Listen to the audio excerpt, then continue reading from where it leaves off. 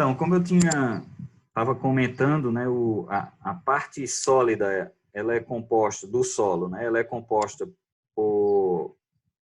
pelos materiais, né, do solo, né, a decomposição das rochas, e você vai ter solos compostos por partículas de diferentes tamanhos, né, você vai ter partículas muito pequenas, como é o caso de solos argilosos, e você vai ter partículas maiores, como é o caso de solos mais arenosos.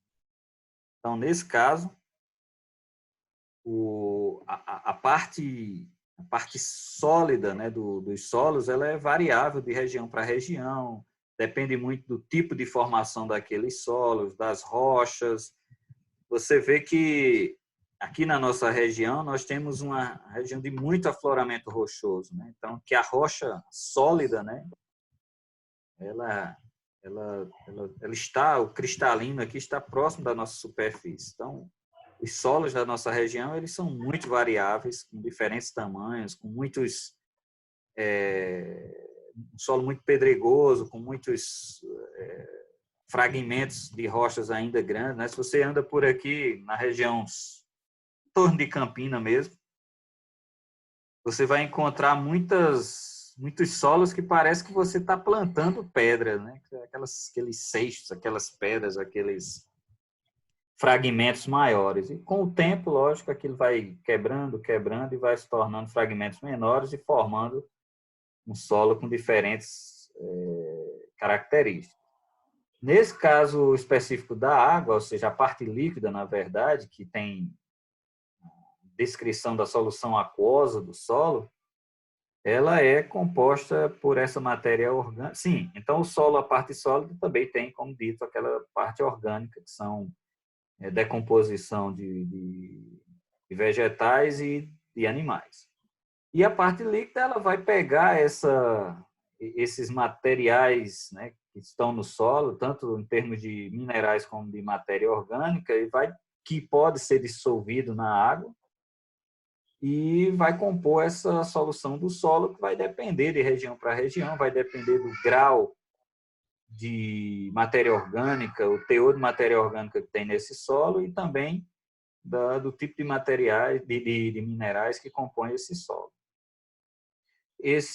Essa solução aquosa, ela vai ocupar os poros, né, do solo, e ela pode ocupar, inclusive, totalmente os poros, né, os espaços vazios desse solo, que é quando nós chamamos o solo de solo saturado. É quando não existe mais espaços vazios preenchidos por ar nesse solo. Lógico que isso leva tempo para você atingir a saturação de um solo, né? Você não é de uma hora para outra, porque você tem solos com diferentes poros, diferentes volumes, né? De áreas de volumes vazios nesse solo, e isso vai ter alguns vão ter maior ou menor dificuldades para serem preenchidos. Mas essa solução aquosa, ela vai estar presente nesse solo quando existe, de fato, água no solo, e ocupando esses espaços, né? Um solo que está numa condição de saturação, ele tem os espaços, né, os poros totalmente preenchidos por essa solução aquosa, e tem solos que não atingem essa condição de saturação, e ele tem, no mesmo solo, você tem uma área de poros que são preenchidas por solução aquosa e uma área que é preenchida por ar, né, por gases que estão aprisionados nesse solo. Então, à medida que o solo vai secando, os poros, né, vão esvaziando, começando pelos macroporos, né, aqueles poros grandes, os maiores, de maiores volumes, e vão tendendo à medida que o tempo vai passando, os microporos começarem também a se esvaziar. No entanto, os microporos, por serem bem menores, eles têm mais dificuldade de serem esvaziados, né? Eles retêm mais água, tem uma questão de pressão envolvida, mas também a planta tem mais dificuldade de extrair essa água, né, dos microporos, né? O sistema radicular tem mais dificuldade de fazer isso, mas está lá. Então, é importante lembrar que solos... acho que está cortando aí, né, para vocês. Solos que têm maior quantidade de poros, eles vão ter, logicamente, maior armazenamento de água e vão facilitar esse desenvolvimento da planta e tudo mais. É importante lembrar que não só é o fato de ter poros, né? É importante lembrar que é necessário observar o tipo de solo. Eu vou tentar mudar aqui de posição, eu vou ver se eu vou aqui para um outro ambiente, meu filho terminou a aula dele, e vou ver se fica melhor para continuar a aula com vocês. Só aguarde, pode ficar online aí, não vou fechar a sala, vou só me mudar aqui de posição, tá bom? Só um momentinho.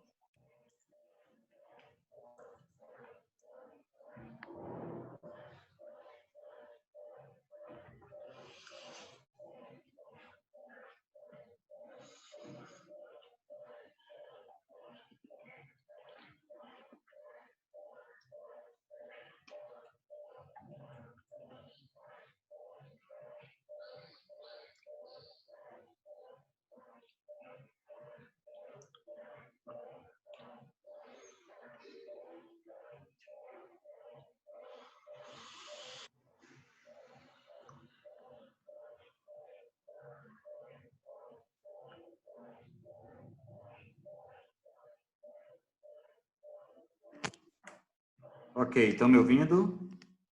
Vamos lá. Vamos retomar aqui. Então, a parte líquida ela é, lógico, composta por essa solução e é importante lembrar que não só o fato de você ter maiores poros, você vai garantir um bom desenvolvimento da vegetação.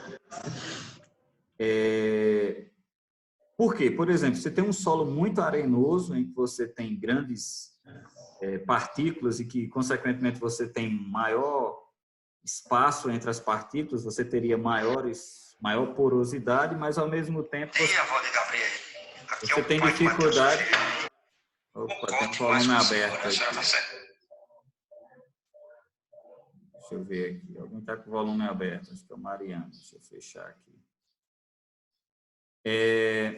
Então, você tem solos arenosos, por exemplo, você tem muitos poros, mas você não consegue reter água, porque essa água infiltra muito rapidamente. Então, tem dificuldade de você ter disponibilidade de água para o sistema radicular da planta. Por isso que um solo ideal para a agricultura, por exemplo, ou para o desenvolvimento da vegetação, ele depende muito de outros fatores, que é principalmente a composição desse solo. Ele precisa ter uma composição tal que ele consiga armazenar água nos seus poros naquela região que é mais importante para a planta, que é aquela região em que se desenvolve o sistema radicular. Okay? Você tem também, associada a isso, uma parte gasosa do solo. Então, você tem a parte sólida, que a gente já viu, que é constituída por minerais e matéria orgânica. Você tem a parte líquida, que é constituída por essa solução aquosa, né, que é água misturada com minerais e moléculas orgânicas, que vão ocupar os poros desse solo e que podem, inclusive, ocupar todos os espaços vazios, saturando esse solo. E você tem a parte gasosa. Essa parte gasosa, ela ocupa os espaços vazios quando não tem água, ou seja, um solo seco, os espaços vazios desse solo são ocupados por gases, pela atmosfera desse solo. Uma coisa importante de se destacar é que o solo ele possui os mesmos componentes da atmosfera, né? Só que em diferentes concentrações. Por exemplo, a atmosfera você tem basicamente concentração de nitrogênio, oxigênio e argônio. O solo, você já vai ter gases como CO2, metano, em diferentes concentrações da que você encontra na atmosfera. Então, mesmo tendo os mesmos gases que constituem a atmosfera, o solo tem concentrações diferentes. Então, a composição do solo, desenvolvimento da zona radicular, os organismos que estão nesse solo, os seres vivos que compõem esse solo, que estão lá, e também a compactação desse solo, eles podem alterar muito a composição gasosa, né, a parte gasosa desses solos. Então, o ar que tem no solo, ele tem altas concentrações de CO2, né, como eu falei para vocês, e diferente da atmosfera, eles têm menores concentrações de oxigênio. Isso vai depender, lógico, das características do solo. Mas, em termos gerais, isso é isso que você vai encontrar num solo. Deixa eu ver aqui.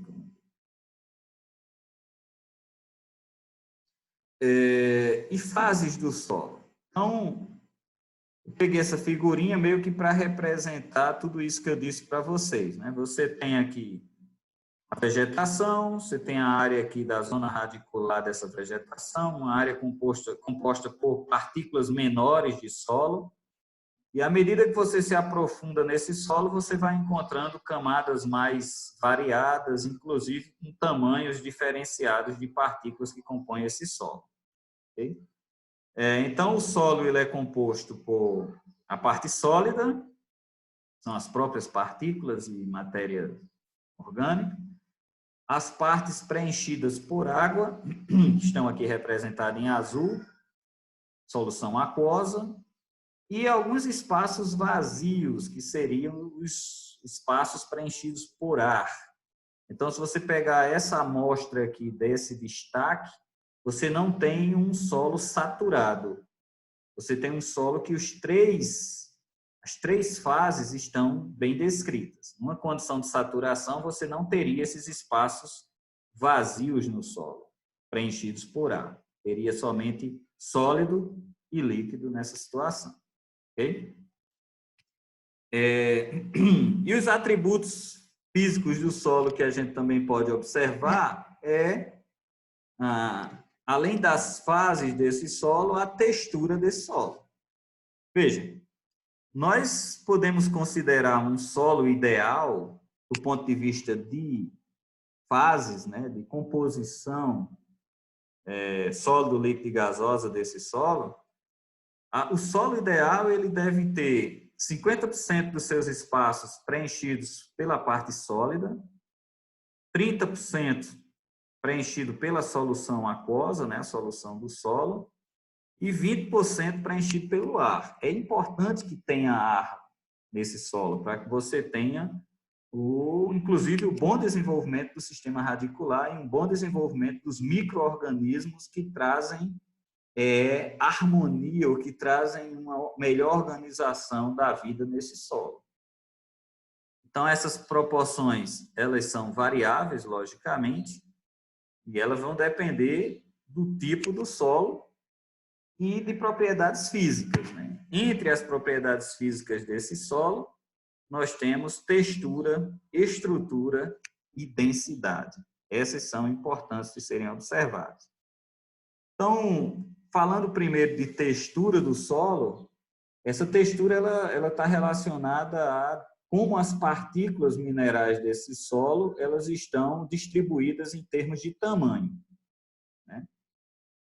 Então, se você tem diferentes tamanhos de partículas, consequentemente, você tem diferente capacidade de armazenamento de água nesse solo. E como é que eu sei a textura de um solo? Você precisa fazer uma análise granulométrica desse solo.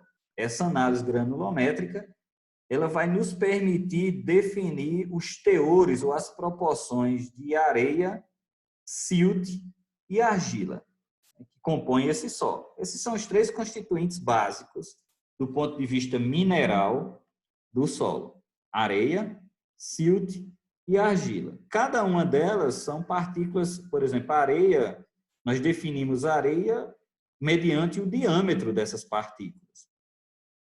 Então, areias são partículas que vão de 2 a 0,02 milímetros de diâmetro. Silt, de 0,02 a 0,002, e argila, partículas muito pequenas, aquelas partículas inferiores a 0,002 milímetros. Então, nesse caso específico, olhando essas composições essa composição dessas partículas nesse solo, ou a presença dessas partículas nesse solo, que vai definir a textura do mesmo. E, lógico, essa textura ela difere de região para região, ela difere principalmente de camada para camada, e isso leva tempo para se formar uma camada dessas de solo. Então, nesse caso específico, é um tópico que é muito importante ser levado em consideração, porque, por exemplo, se você quer trabalhar em uma determinada área, imagine uma questão agrícola, né? Você precisa de condições de solo, você precisa de condições de clima, você precisa de tudo isso para poder pensar em cultivar alguma área. Então, você vai ter que observar a análise do solo em questão para que você possa ver se vale a pena investir naquilo ali. Então, nesse caso específico, você precisa dessa análise granulométrica para você entender que tipo de solos você tem nessa região em questão. Em geral, né, se usa o triângulo textural para definir qual tipo de solo de uma determinada região. Isso é um triângulo bem conhecido, né, da pessoal, principalmente da área mais agronômica. Você vai definir as proporções de argila, de silt e areia, e baseado nessas proporções, aonde essas proporções se encontrarem, você vai poder definir qual tipo de solo. Então, veja, por exemplo, se você tem um solo com 50% de argila, sei lá, 30% de silt e sei lá, 20% de areia, ele se encontra exatamente nesse ponto onde está meu cursor. Ele é um solo argiloso, de composição argilosa. Ou seja, tem uma maior proporção de argila do que silt e areia. Mas se você tem um solo, por exemplo, aqui, com 10% de argila, 20% de silt e 70% de areia, nesse caso, ele está caracterizado aqui como um solo arenoso, ou franco-arenoso. Então, nesse caso, para cada região, para cada cultura agrícola, para cada atividade que você vai desenvolver nesse solo, você precisa entender qual a melhor composição granulométrica desse solo para o seu objetivo. Por exemplo, se o meu objetivo é trabalhar com culturas agrícolas, via de regra você vai trabalhar num solo aí com característica mais argilosa, a depender do tipo da cultura, ou, sei lá, franco-argilosa. Você não vai trabalhar num solo arenoso, porque você sabe que solo arenoso não retém umidade, né? Não retém água, e ele vai infiltrar para as camadas mais profundas e você não vai ter água ali na zona mais importante, seria a zona radicular da planta. Então, você vai procurar um solo mais argiloso, porque a argila tem partículas menores, consequentemente, tem mais facilidade de retenção de água, e isso faz com que você tenha água próxima à superfície terrestre armazenada nesse solo.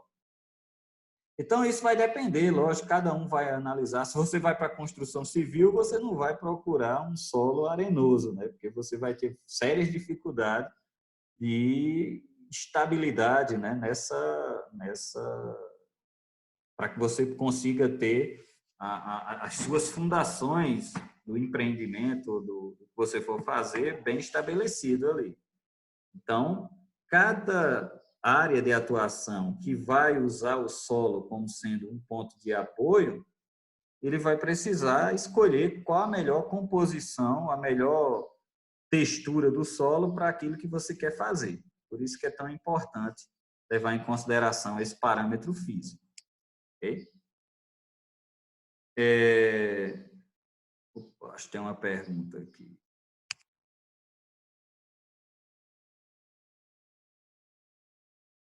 O Alberto está perguntando que o solo não é composto somente por isso, mas por que eles são os mais importantes? Porque você vai encontrá-los mais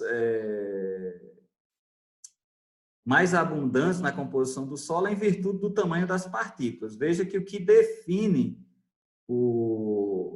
essa nomenclatura, areia, silt e argila, não é de onde ele é formado, mas o tamanho da partícula. Então, você vai ter essas dimensões das partículas sendo o definidor ou quem vai nortear o fator deles serem os mais importantes, porque você vai ter solos maiores, com partículas compostos por partículas maiores, que são solos arenosos. Aí você diminui um pouco mais a partícula, você tem solo siltoso, ou seja, partículas que estão naquela faixa de diâmetro, e os solos com partículas muito pequenas, chamado de argiloso. Então, é exatamente a dimensão da partícula que diz o que é que ela é. Entendeu, Alberto? Então, por isso que ele se apresenta no triângulo textural, porque é até onde a gente consegue medir para poder definir a estrutura do solo. Por isso que ele se apresenta em termos de composição mineral, é assim que você vai classificar. Lógico que nesse solo, não é o tipo de solo, mas é o tamanho da partícula. Mas esses tamanhos de partícula definem o tipo de solo do ponto de vista de referência. Eu preciso ter uma referência, eu preciso, usando essas texturas, definir que tipo de solo eu estou tratando. Então, como eu não vou dizer, olha, esse meu solo é 30% isso, 20% aquilo, 10% aquilo outro, eu digo, ó, dentro do triângulo textural, existe essas delimitações aqui. Se cai dentro dessa delimitação, esse solo é franco-argiloso. Se cai dentro dessa outra, ele é arenoso. Se cai dentro dessa... Então, por isso que a gente chama de tipo de solo, para poder classificar do ponto de vista de ter uma padronização. Okay? Então, os três componentes, né, o silt, a argila e a areia, elas acabam sendo os eixos norteadores para a definição de que tipo de solo eu estou tratando. Isso que é tão importante. Oi, pode falar. Porque, assim, eu estava prestando atenção na sua explicação. Esses três tipos são interessantes porque, por exemplo, se você pegar os horizontes de solo, os solos mais finos estão acima, por causa das intempéries, né? A intempérie acontece no solo e vai graduando o solo. Então, você tem os solos mais finos mais acima. Então, dentro dessa composição, você ainda tem o pedregulho, mas o pedregulho, claro, ele transcende essas delimitações, né, que a gente usa para areia, silt e...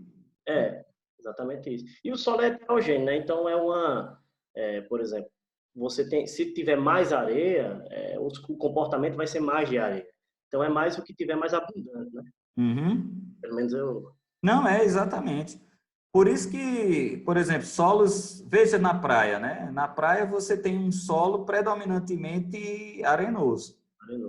Você vem uma onda com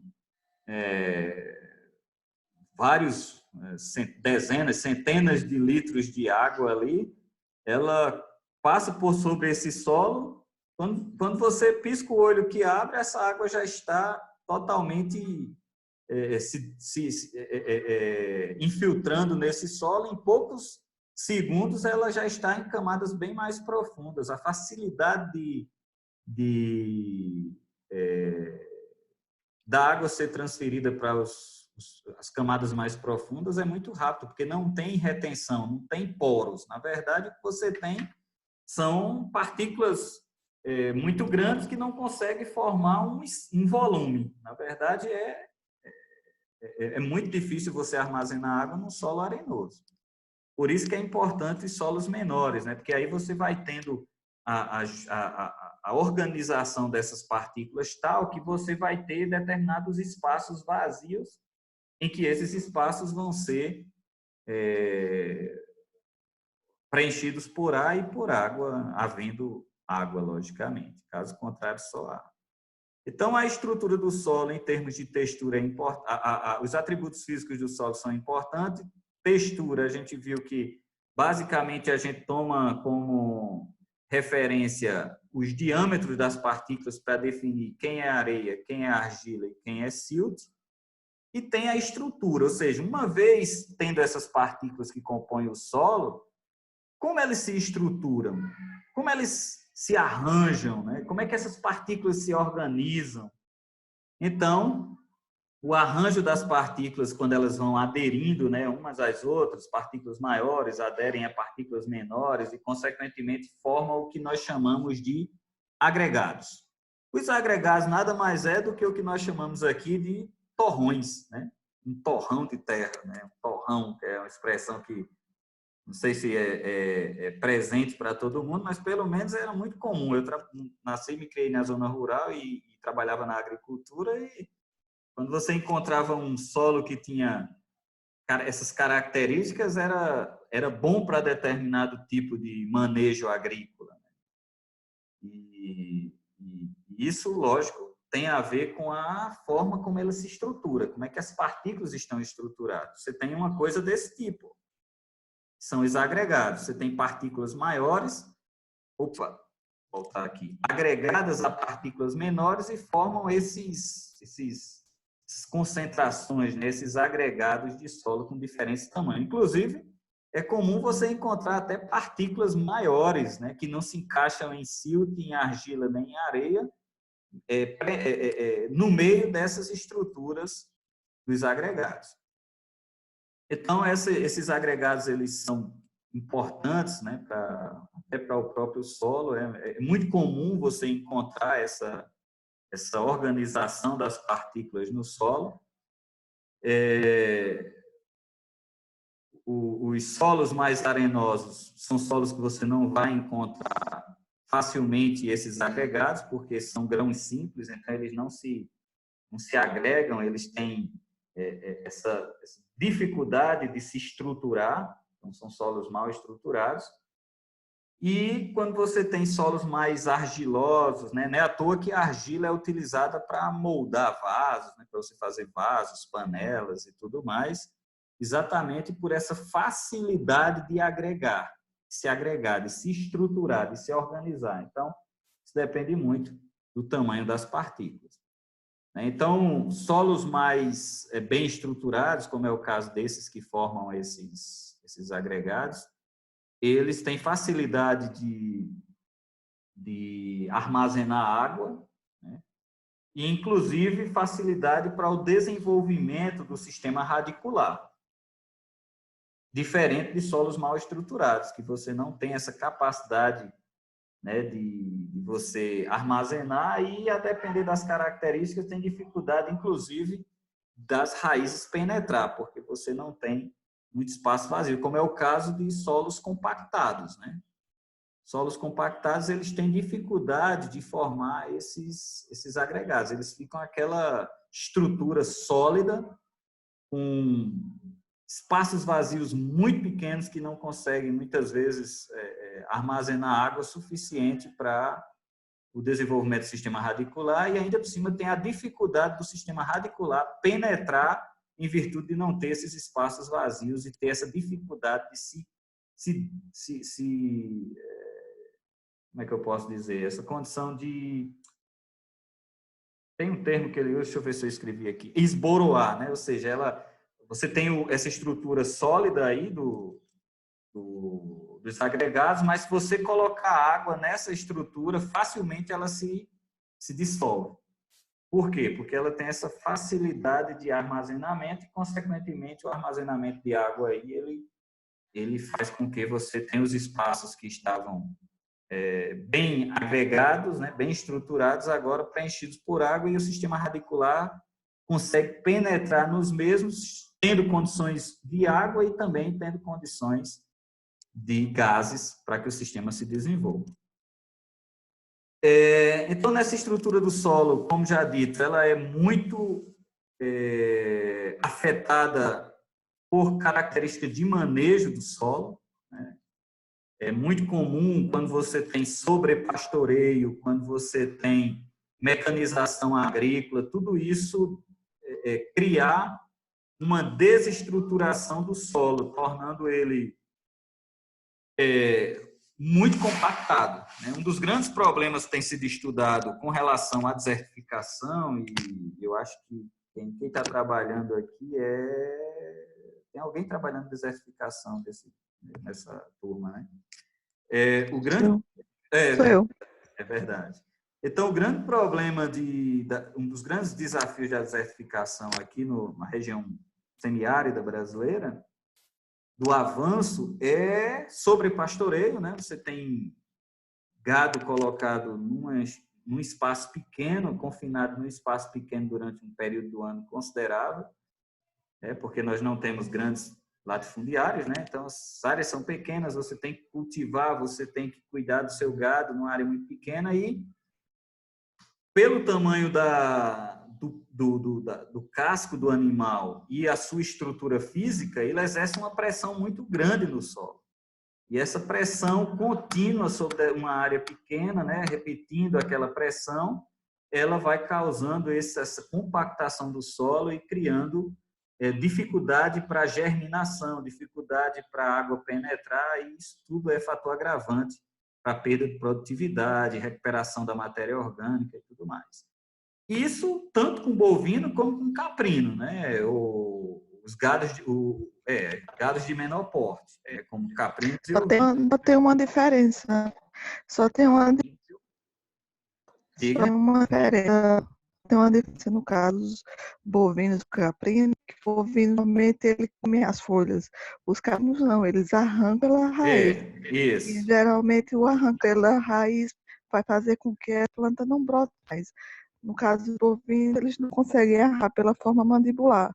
Mas a forma como eles compactam o solo também fazem com que essas plantas não germinem.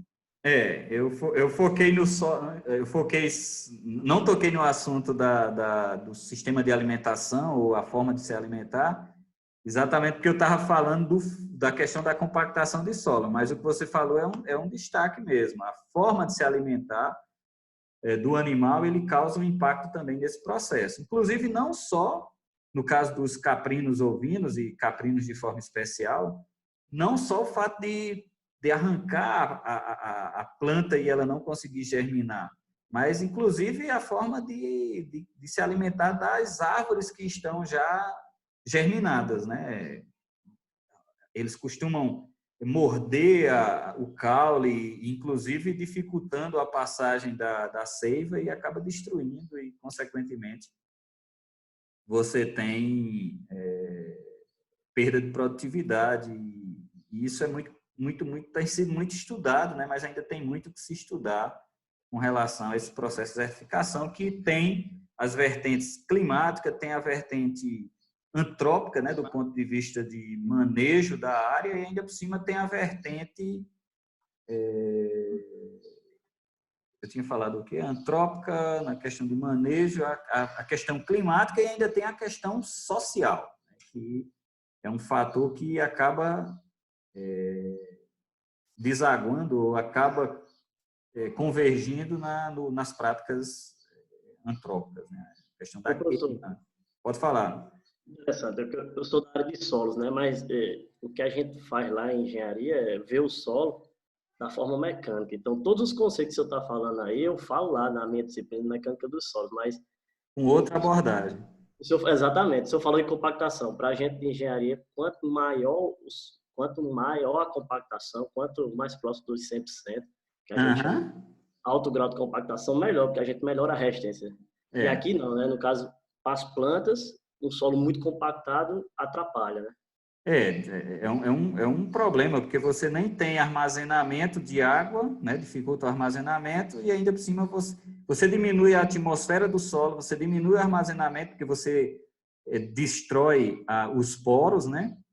Ou pelo menos reduz os poros a tamanhos muito pequenos, e ainda por cima você dificulta a penetração do sistema radicular da planta, né? Ela não consegue penetrar tão fortemente quando você tem um solo compactado.